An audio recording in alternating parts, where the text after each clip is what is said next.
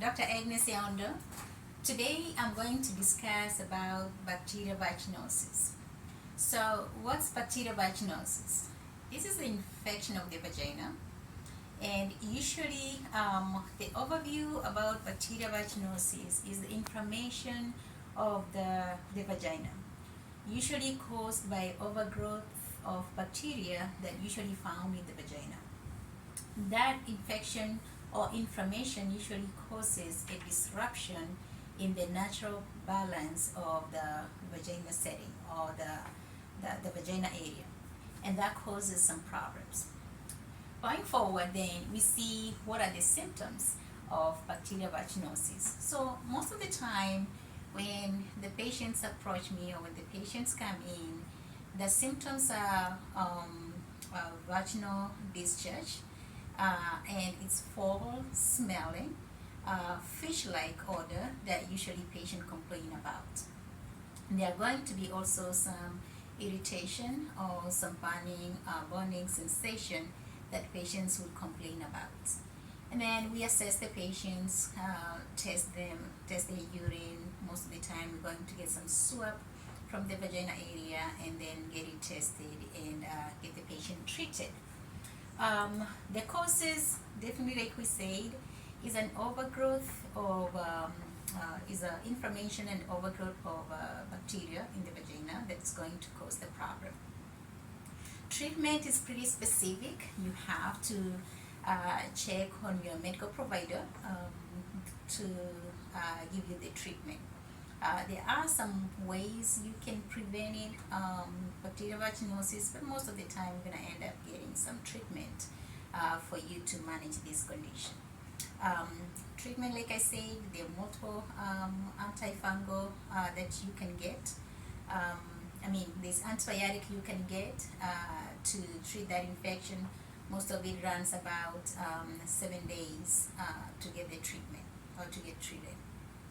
Prevention, most of the prevention pretty much is to make sure that you're gonna avoid dosing. If you do, make sure you maintain the vaginal balance. Some of the things gonna be hard to really say what specifically you're going to avoid or not. But as you communicate and talk with your providers, you're going to discuss more on what are the things that you're going to do to prevent bacterial vaginosis.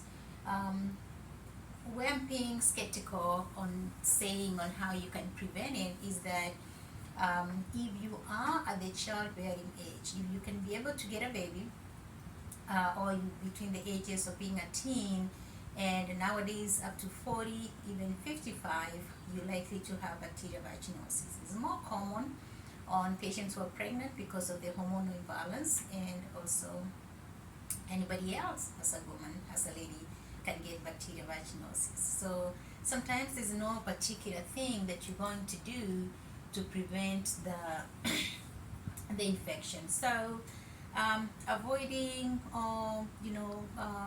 sexually transmitted disease can be some of the things, so get treated early or on time can be one of the things that you can do. Condoms, if we use male latex condoms. Some of them do irritate, or limit them if you can, or you can abstain from sex. That can be another thing that you can do. Sometimes when we douche or use some of the sweet smelling nice scented products in our vagina, they do change the natural pH of our vagina area, and what was good will turn out to be something that is not good on the vagina area. So some of these products that we use in our vaginal area, sometimes they're going to disrupt the normal balance, or they're going to kill some of the microorganisms or bacteria, good bacteria that are supposed to be at the vaginal area. And then once we destroy them, that area does not maintain the normal pH, and at that time we're likely to get into problems like that. Minimizing vaginal irritation. Also, depending on really what are we using, use mild, non-deodorant soaps or unscented tampons or pads can be also another thing that can minimize those bacterial vaginosis.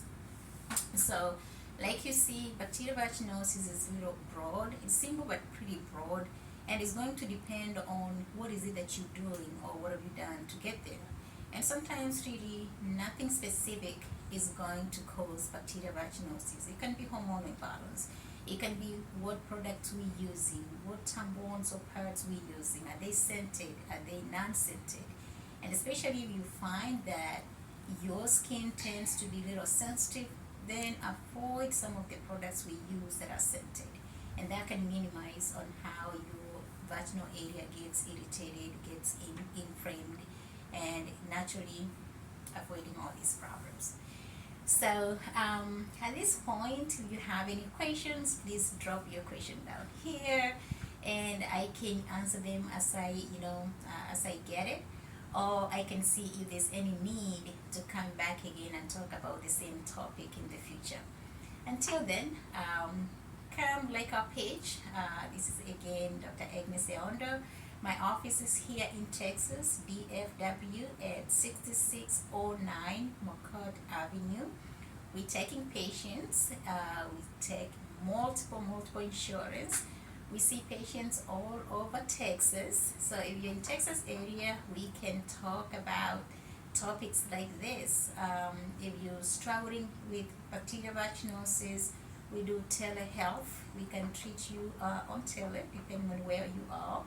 And if you're close by here in DFW or Fort Worth area, you can come and here in office, and we'll be happy to assist you.